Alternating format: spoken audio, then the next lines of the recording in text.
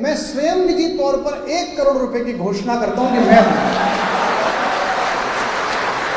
हमने इतने देवताओं की स्तुति करी है, इतनी प्रशंसाएं करी हैं, इतना ही तो करना है कि 4 सेठों की हमें झूठी प्रशंसा करनी पड़ेगी, कर देंगे वो भी। अब इतने सारे युग के चारण अगर आपकी प्रशंसा करें तो आप तो क्षत्रिय हैं, आपका वैसे भी अधिकार बनता है कि कड़ा निकाल के मैं चूंकि कवि कुल की ओर से हूं, इसलिए मंच पर बैठे हुए अपने आदरणीय दोनों कवियों का आभार व्यक्त करना मेरी पारिवारिक परंपरा के विपरीत होगा, लेकिन राजनीति के क्षेत्र से एक महत्वपूर्ण व्यक्तित्व ने यहाँ ये स्वीकार किया। केवल 5 दिन पहले मैं एक कार्यक्रम में देहरादून गया था, तो भोजन का प्रवास हुआ हमारे आत्मीय मित्र मुख्यमंत्री महोदय के साथ, और मैंने उनसे कहा कि उन्होंने थोड़ा सा इसमें गलत बोला, बस मैंने उनसे कहा कि 300-400 कवि आएंगे, आप कहाँ हैं? उन्होंने कहा कि नहीं कुमार भाई, अगर कवि आएंगे तो मुझे तो जाना चाहिए, आप क्या कहते हैं? मैंने कहा जाना चाहिए कि ऐसा मुख्यमंत्री जो शब्द के स्वागत में देहरादून से या विशेष रूप से उड़कर आया है, उसे आपसे ज्यादा आदर और ज्यादा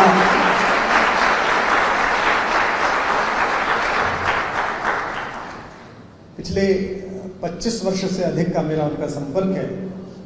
मुक्तेश्वर में एक गेस्ट हाउस हुआ करता था गढ़वाल विकास निगम का, जिसमें केवल 2 कक्ष थे, तो मैं अपनी एक ही बेटी थी, उसको लेकर मारुति 800 चलाता हुआ उसके दोनों कक्षों को बुक करके वहाँ रुकने के लिए पहुँचा। उस समय के बहुत लोकप्रिय नेता, जनता के नेता और बड़े ही आदरणीय नेता, मुख्यमंत्री भी रहे, राज्यपाल भी रहे, अचानक रात्रि में उनका प्रवास बन गया वहाँ, और मुझे वहाँ के प्रबंधक ने कहा कि दोनों कक्ष आपके पास हैं, फला जी आए हैं।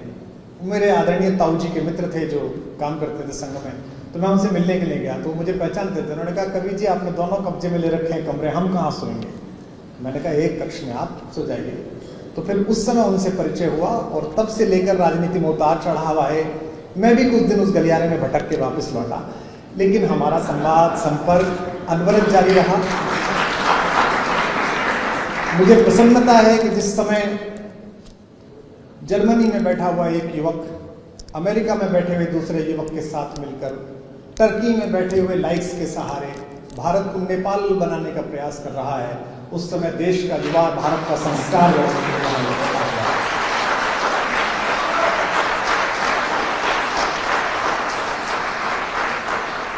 मैंने आपदा के समय की देवभूमि भी देखी है। आपदा 18 तारीख को आई थी, 21 तारीख को हम लोग यहाँ 100 डॉक्टरों की टीम लेकर आ गए थे, और कुछ गांव तो मुख्यमंत्री जी ऐसे थे, नारायण बगड़ जैसे, जो आधे बह गए थे, जहां पहली बार हम लोग ही पहुंचे थे, कवि लोग ही पहुंचे थे। उत्तराखंड देवभूमि है जो भी आस्तिक है, विश्व भर में जो 250 करोड़ सनातनी है, जिनको भी प्रकृति से प्रेम है, वो आते ही हैं। ये हमारा पितृ पर्व है, हमारे बुजुर्गों की जगह है, बाबा बद्री केदार की जगह है, हमारी माँ गंगा यहाँ से प्राकट्य पर्व पाती हैं। लेकिन यहाँ जिस तरह का सहकार आपने स्थापित किया, इसलिए नहीं कि आपके प्रति आत्मीयता है, पूरे देश में उसकी चर्चा है। सामाजिक व्यक्ति होने के नाते, कवि होने के नाते अन्य दलों के लोग भी बात करते हैं, जो शेष बच गए हैं उनमें से अधिकांश लोग जो दूसरे दल में, जो आपके विपक्ष में हैं, वो भी आपकी सदाशयता की, आपकी विनम्रता की, आपकी सहज उपलब्ध हो जाने की प्रशंसा करते हैं। हम कवि लोग हैं, हम सदैव इतने मीठे आपके लिए नहीं रहेंगे।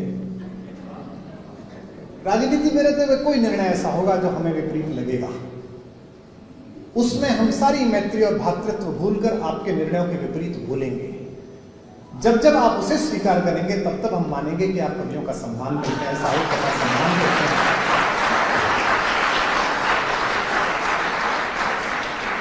कविता का कार्य है कि वो युग की राजनीति को दशा दिखाए, और मैं बहुत आशान्वित हूँ इस बात को, जब हम अपने परिवार में इस सत्र के बाद चर्चा करेंगे तो हम परिवार की बातें करेंगे।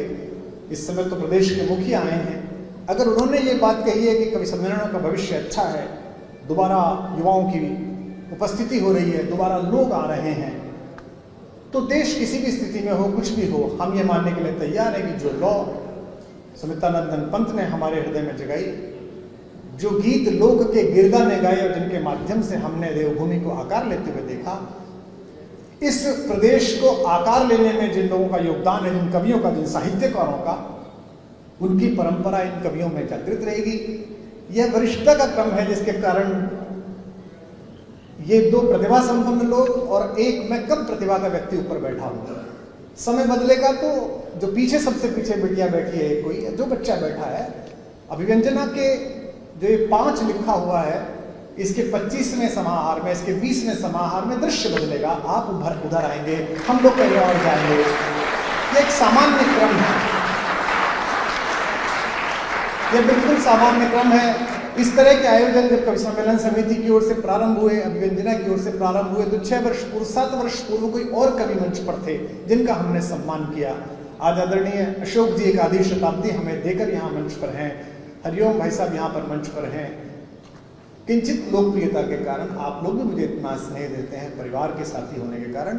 मुख्यमंत्री जी, पूरे प्रदेश की धर्म की बड़ी गति है, पूरे भारत में आपकी लोकप्रियता है, इस जगह का बड़ा मान है, संस्कृति भी यहाँ की अद्भुत है, साहित्यकार भी यहाँ अद्भुत हैं।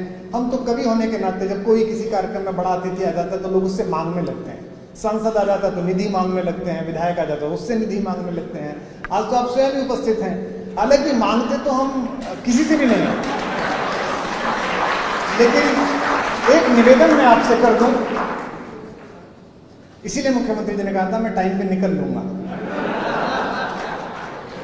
ये प्राकृतिक सुषमा का प्रदेश है। एक कवि को रचने के लिए ऊर्ध्व की आवश्यकता होती है।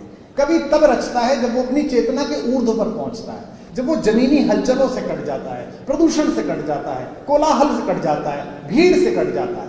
और पूरे भारत में अगर कोई एक जगह है जहां इसकी संभावनाएं हैं आध्यात्मिक चेतना के साथ, प्रकृति के संपूर्ण विन्यास के साथ, तो वो देवभूमि है।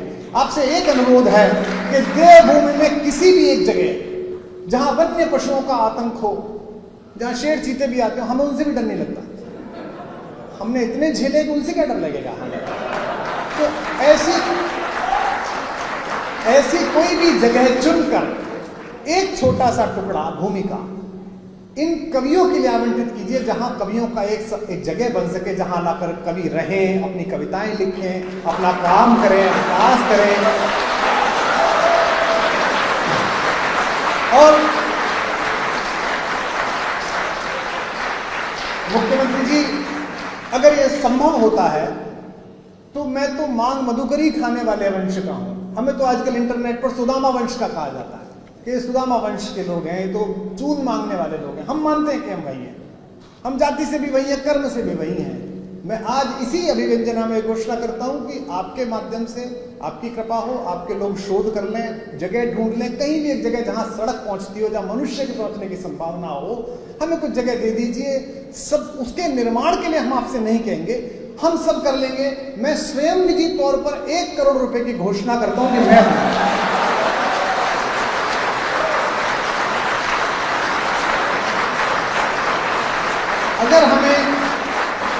अगर हमें भूमि मिलेगी तो उसमें एक सामान्य कमरे, आज किसी का मन करता है, बिल्कुल छोटे बच्चे बैठे हैं, हमारी तीसरी पीढ़ी बैठी है, डॉक्टर दुबे बैठी है तो डॉक्टर दुबे के पीछे हमारी दूसरी बिटिया भी बैठी है जो कविता में प्रवेश कर रही है। किसी बच्चे का मन करता है कि 3 कविताएं लिखनी है, लेकिन शोर शराबा बहुत है, कहाँ जाएं। तो उत्तराखंड में इतना दिव्य वातावरण है, इतने लोग आते हैं, इतने हेलीकॉप्टर उड़ते हैं कि जगह नहीं मिलती है, होटलों में जगह नहीं मिलती है, धर्मशालाओं में जगह नहीं मिलती है। कवियों के पास अगर एक 10-20 कक्ष की कोई जगह होगी, कवियों का कोई निवास होगा, उसका नाम हम पंत निवास रख देंगे, प्रकृति निवास रख देंगे, आप ढूंढ के रख देना, हम रख देंगे। और इतना ही तो करना है हमको। हमने इतने देवताओं की स्तुति करी है, इतनी प्रशंसाएं करी हैं, इतना ही तो करना है कि 4 सेठों की हमें झूठी प्रशंसा करनी पड़ेगी, कर देंगे वो भी। लेकिन हम एक अच्छा सा एक कवि निवास, एक साहित्य निवास, एक नवरस निवास हम कुछ कर लेंगे।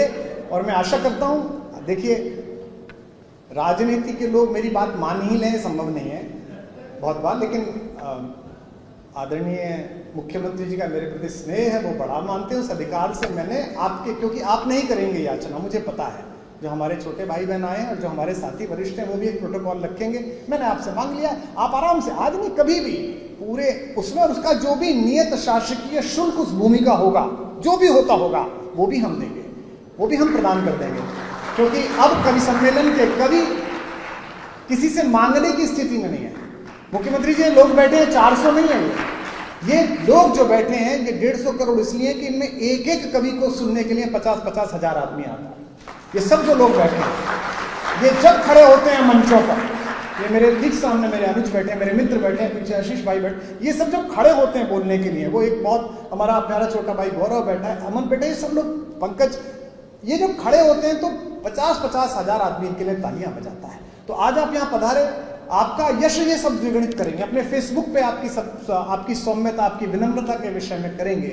अब इतने सारे युग के चारण अगर आपकी प्रशंसा करें तो आप तो क्षत्रिय हैं, आपका वैसे भी अधिकार बनता है कि कड़ा निकाल के बोला क्या रखा है।